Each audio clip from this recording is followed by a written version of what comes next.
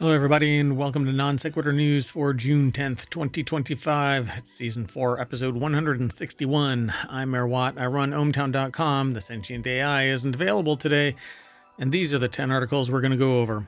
I'm going to go over. If you're in chat, then great. If you're not, then hopefully you're downloading the podcast or watching the VOD over on Twitch or YouTube. Either way. Getting sued.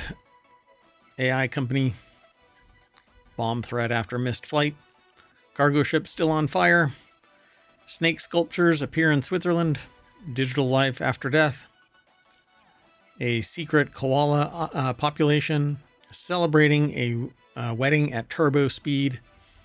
A 32-hour flight. Retired couple moonlighting. And Costco can't get me through TSA. What's this membership for? Everything's powered by ohmTown.com. Hopefully you come and hang out. We'll see you in a little bit.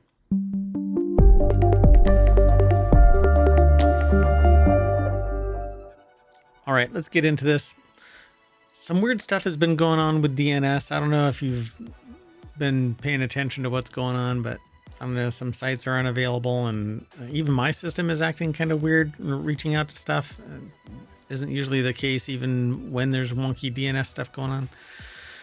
Anyway, the first article, so if something weird happens, I'm going to blame that. But let me scoot a little closer to my desk here. All right. So Getty is suing an AI company for IP infringement on both sides of the pond. It says here, if the average person were to go to a Getty site and take a bunch of photos without paying, it would be a pretty clear case of IP infringement. How much changes if an AI program does the taking? Is it theft or training? Getty is taking Stability AI to court in the UK to get what they think they're due, and the outcome could change the line between theft and training for many creatives. So the article is over at Above the Law. Chris Williams put the article together. What it says here, Reuters is covering it. And so Above the Law is talking about it. And the person who's talking about it is Chris Williams over at Above the Law.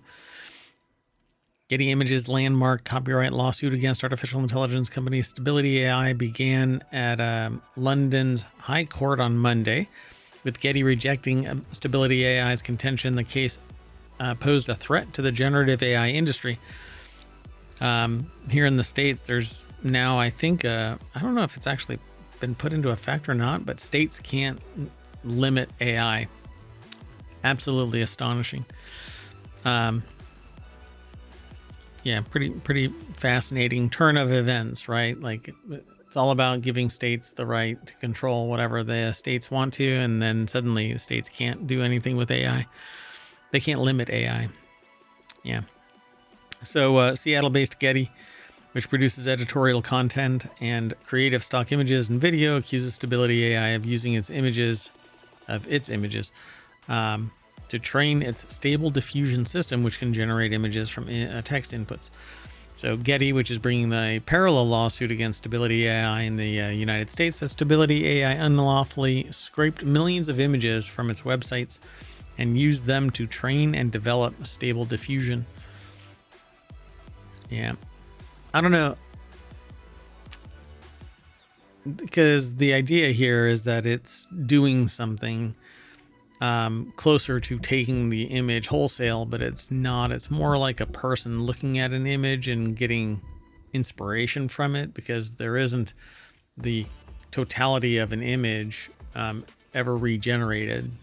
So it's more like a derivative work at best in their favor. You know, maybe you can interpret it as that, but I don't see it that way. Anyway, it's an interesting situation. So we'll monitor this, because I'm a fan of AI, but I'm not a fanatic of AI. You know, there's a subtle difference there in the context of the term.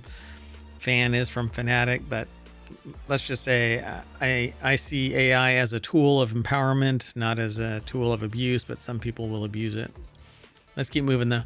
Next, and if you want today's articles, you can hit !NSN in the chat over on Twitch, and ohmTown will spit it out in the order that we're going over them, not in particular, any other particular order. They're already embedded. The show notes have all of the links for today's episode. I'm going to end up shutting this down as soon as I'm done and then starting up another show. This is a time machine episode because I've been chasing my tail ever since Thursday of last week. So I'm going to try and catch up today. So a bomb threat at a Detroit airport came from a Spirit Airlines passenger who missed their flight.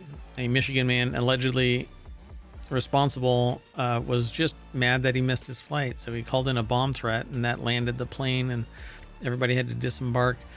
Colin Woodard over at jalopnik.com put the article together. According to the FBI, the guy responsible is a 23-year-old dipshit from Monroe, Michigan. Robinson, that's his last name, was reportedly booked on Spirit Airlines flight 2145, but missed the flight and was forced to rebook. And that's when he allegedly decided to call in a bomb threat saying, I was calling about 2145 because I have information about the flight. There's going to be someone who's going to try and blah, blah, blah. So, yeah, dipshit. Lack of impulse control, maladaptive behavior, that kind of thing. You know, I mean, you're off your rocker if you sit there and think that it's a sane thing to do. But hey, yeah, anyone who threatens, you know, I'm just going to move on. The next article is over in FourWheelTech. A cargo ship carrying EVs has been on fire for a while. A week later, off the Alaskan coastline. It says it may surprise you that a 600-foot car carrier is still on fire a week after after the fire broke out. It has EVs in it, but I'm not sure what EVs are in it. All 22 crew members have been safely evacuated from the ship. 70 electric vehicles and 681 hybrid electric vehicles. A total of 3,048 vehicles were on board. The Coast Guard is monitoring the situation. But that's it right there. It's just basically cooking off. There's nothing that you're going to be able to do to stop that other than just sinking it in water, and then you're going to have lithium-ion battery juice all over the place. So Ryan Eric King over at jalopnik.com put this article together. The uncrewed vessel has been left to drift at a lumbering speed of 1.8 miles per hour until the fire burns out. I don't think that's going to... It's the Costco Hollis. C-O-S-C-O Hellas. Costco Hellas. A container ship that came to their aid. It says it rescued the 22 people, but basically what's going on here, it says the ship's crew first spotted smoke on the deck where the battery-laden cars were stored, and once the blaze got out of control, the decision was made to abandon it. Coast Guard HC-130J Super Hercules, dun-dun, has been flying over the Morning Midas, which is the ship that's on fire, constantly since the fire began, while the service stated that the ship didn't seem to be listing or taking on water. It's impossible to ignore how the vessel has been slowly consumed by flames. Wow. It says a car carrier left to burn out is not unusual. In 2022, the Felicity Ace burned for nearly 2 weeks before the car carrier, full of European cars, finally sank to the bottom of the Atlantic. Yeah. All right. The next article is over in Mobile. What's up with these slithering snake sculptures that appeared in Switzerland? Or is it? Yeah. Slithering snake sculptures in Switzerland. What kind of an alliteration can I stuff in there? I don't know. Anyway, millions get bitten by snakes each year and tens of thousands of victims die. Now global health experts are trying to get those numbers down, and I guess they're doing that by putting slithering snake sculptures all over the place. That looks like that rubber mat stuff, just like cut through, maybe stamped or laser. I don't know. That might be laser cut. Anyway, Sarah Kuda over at Smithsonian Magazine put this article together. A new global campaign aims to raise awareness about snake bites, which the World Health Organization describes as a neglected public health issue in some parts of the world, to kick off the new Global Snakebite Task Force and its Strike Out Snakebite initiative. Artists created a special installation during last month's World Health Assembly in Geneva, Switzerland. The outdoor exhibition included 5 large snake-like sculptures made from recycled shoes, a Russell's Viper made from paper, illustrated posters depicting rural communities and black mambas, and signs that read "Danger, Venomous Snakes." The pieces were created by artists Lisa Lloyd, Mr. Finbar, Rohan Dotre, and the studio Lazarian. That one's pretty cool.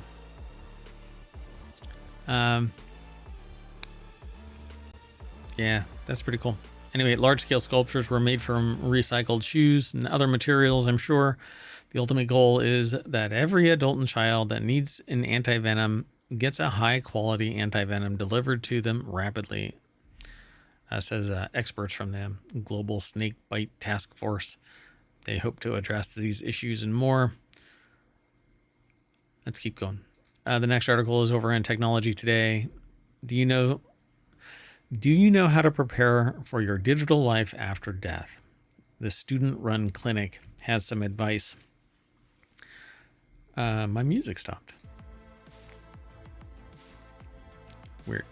Anyway, from family photos in the cloud to email archives and social media accounts, the digital lives of Americans are extensive and growing. This article is over at Tech Explorer. It's written by Dylan Thomas Doyle and Jed R. Brubaker from The Conversation. It's edited by Lisa Locke and reviewed by Andrew Zenin.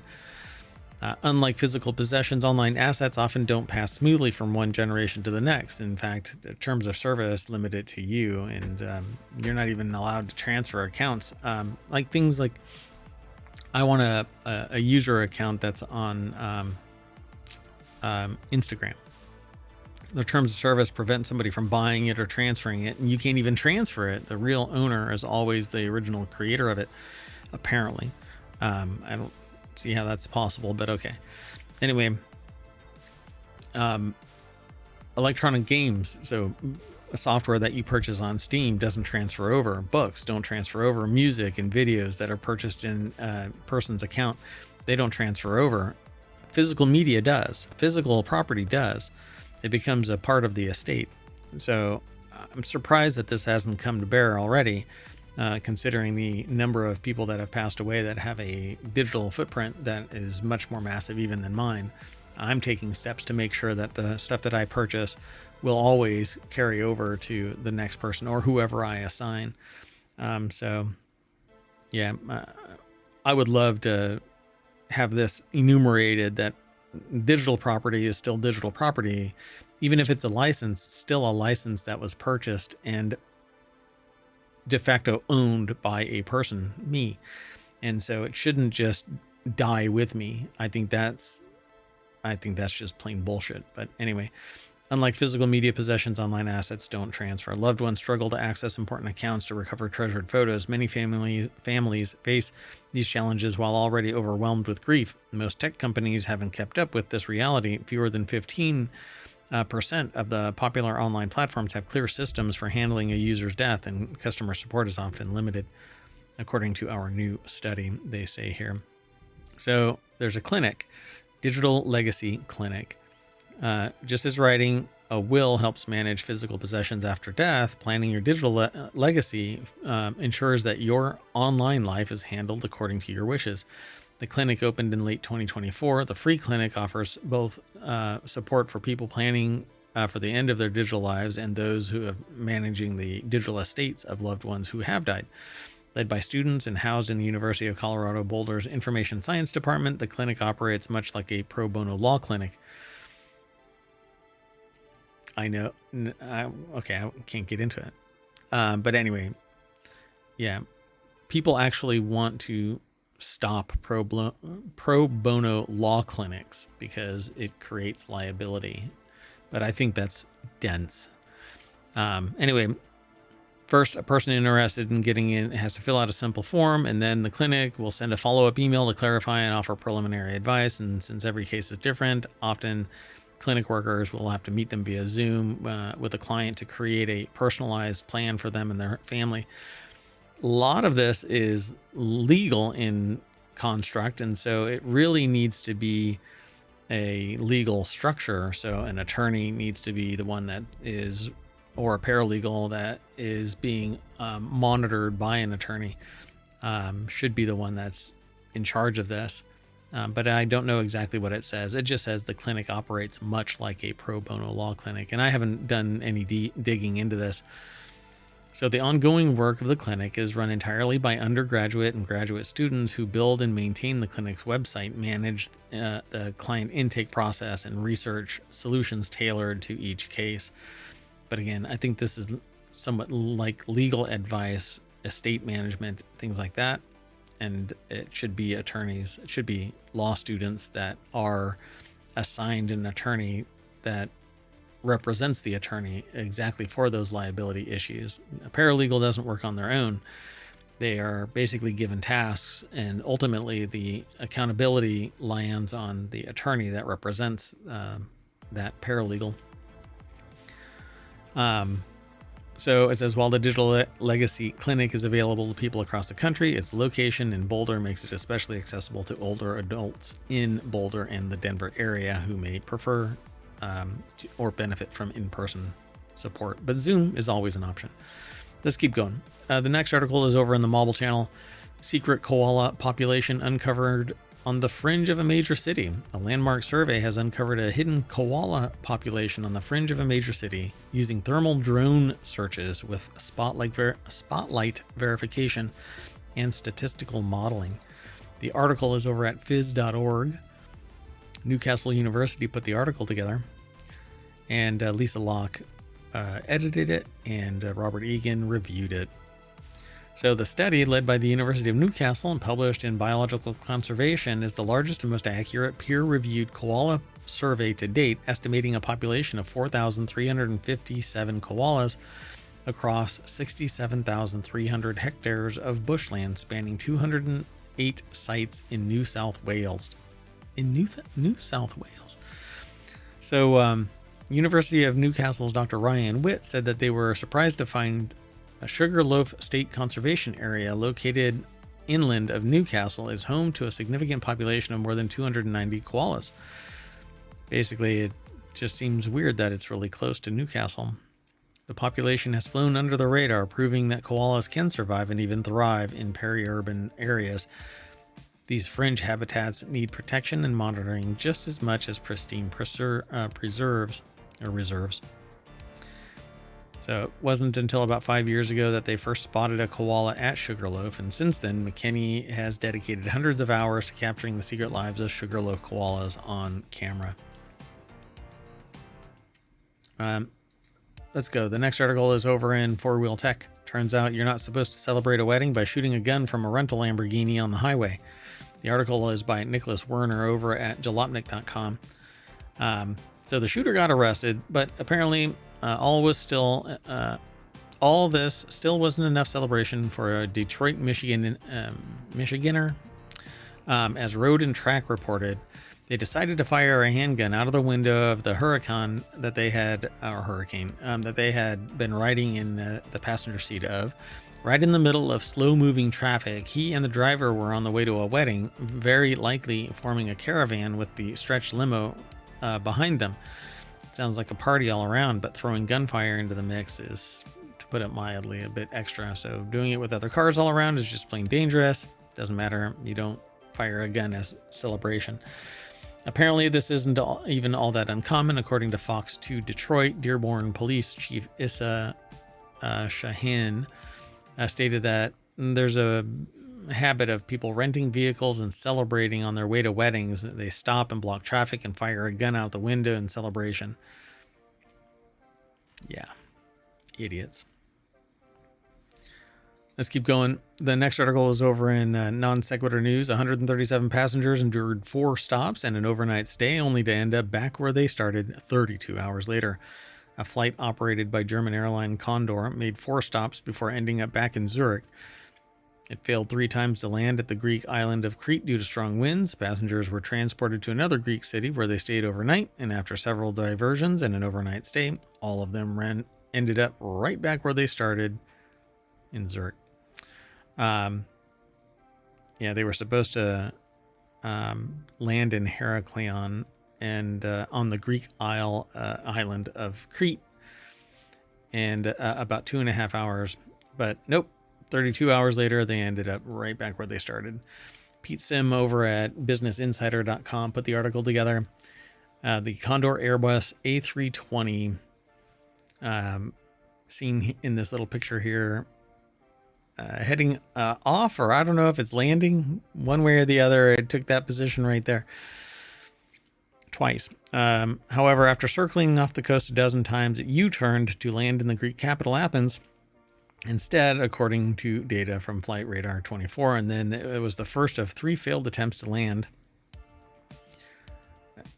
Extreme weather conditions with strong winds meant takeoffs and landings were limited at the airport. After 2 hours in the Greek capital, the Airbus A320 pilots made a second attempt. Flight radar shows that the plane once again circled over the Aegean Sea before diverting to Kos, another Greek island, in a 1.5 hour escapade. And then after 1.5 hours on the ground, the A320 flew an hour north to Thessalonica, where passengers stayed overnight. In the morning, the pilots made a final attempt to reach their destination. They had to circle off the coast for half an hour before diverting once more, finally to Athens. And a couple hours later, the plane left Greece for Zurich. It landed shortly before 3 p.m. local time, 32 hours after it had taken off. All right. The next article is over in the Mobile channel. Stolen paintings linked to retired couple who supposedly moonlighted as art thieves returned to New Mexico Museum after 40 years. This is going to be a movie like Ocean's 11, but it's something else, right? Victor Higgins' Aspens and Joseph Henry Sharp's Oklahoma Cheyenne had been missing since 1985 when they were snatched in broad daylight. The article by Sarah Kuda over at SmithsonianMag.com has the 2 images, the 2 paintings. The paintings had been missing from the museum wall since 1985 when they were snatched in broad daylight. It took 4 decades and lots of sleuthing by an amateur historical crime researcher to get them back to their rightful owner, and now they're on display as part of the museum's Return of the Teos Treasures exhibition. The FBI, which located and recovered the works, has not announced any arrests in connection with the theft. However, the missing masterpieces have been linked with Jerry and Rita Alter, an unassuming husband and wife who purportedly led double lives as high-stakes art thieves. Jerry died in 2012, followed by Rita in 2017. After the couple's deaths, antiques dealer David Van Alker was tasked with appraising the contents of their 3-bedroom home in Cliff, New Mexico, a tiny town near the state's southwestern corner. Interesting. The paintings were ultimately returned to the University of New Mexico's Harwood Museum of Art in Taos, New Mexico. Yeah, they found a painting hanging in the couple's primary bedroom and turned out to be Willem de Kooning's 1955 woman Okra.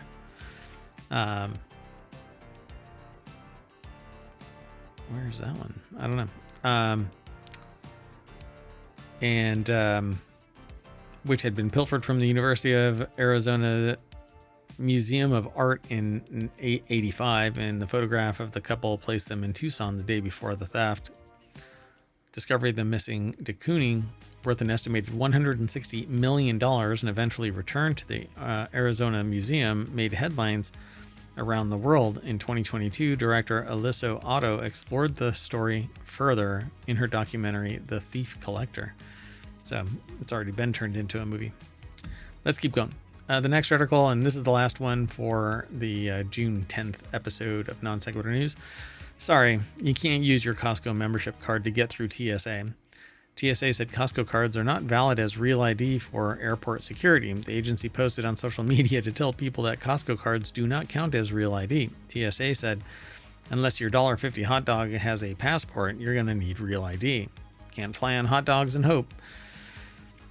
That's according to the TSA, which recently posted on social media that, sorry folks, you're not going to be able to use your Costco card to get through TSA. Kelsey Vlamis over at businessinsider.com put the article together.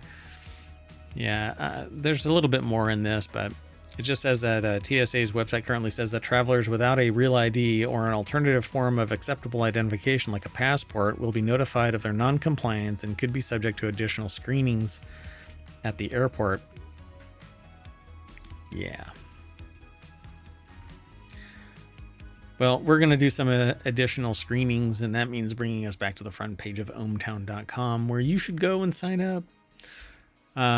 We do this every day, Monday through Friday, typically around 7 p.m. It's my summer off stream, but I've been really busy with mayoral duties, keeping me from doing the show at 7 p.m., so I'm playing catch up.